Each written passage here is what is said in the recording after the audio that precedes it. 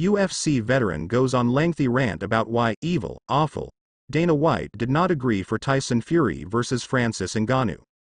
Former UFC contender Chael Sonnen recently weighed in on the Tyson Fury vs. Francis Ngannou boxing match. Ngannou made his boxing debut against Fury last weekend in Riyadh, Saudi Arabia. While most expected the Gypsy King to breeze past Ngannou, the Cameroonian shockingly pushed the WBC heavyweight champion to his limits. Ngannou even scored the lone knockdown of the fight in the third round. However, Fury ultimately won the contest via split decision. In the aftermath, many heaped praise on Francis Ngannou for proving his haters wrong, especially those who criticized his UFC exit earlier this year to pursue boxing. Dana White was among the most notable critics of Ngannou during that phase and expressed doubt about the Cameroonian finding success several times. In a recent video uploaded to his YouTube channel, Chael Sonnen defended White and explained why the UFC CEO could never agree to let Francis Ngannou fight Tyson Fury while being an active champion in the promotion. He said, "The stories, in the way they're coming out, is Francis should be able to re-sign with UFC, and he should be able to pursue this. You're making that claim without understanding how the business works. When that fight, Fury-Ngannou, was a bomb. Why the only way we could get that fight together was if we found an entity that was willing to lose.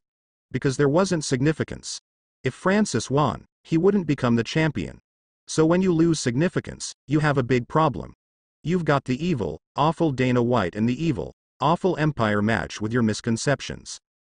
Earlier this year, Francis Ngannou left the UFC after contract renewal talks broke down after the promotion refused to let the Cameroonian pursue boxing independently.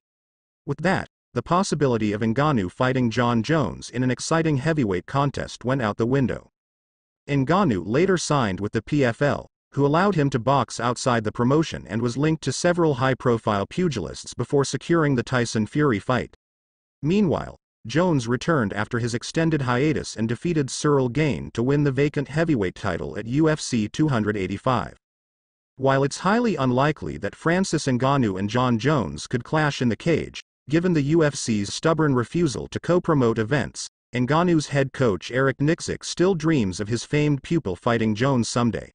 In a recent interview with Ariel Helwani, he said, "In a perfect world, for me, I still want that Jon Jones fight.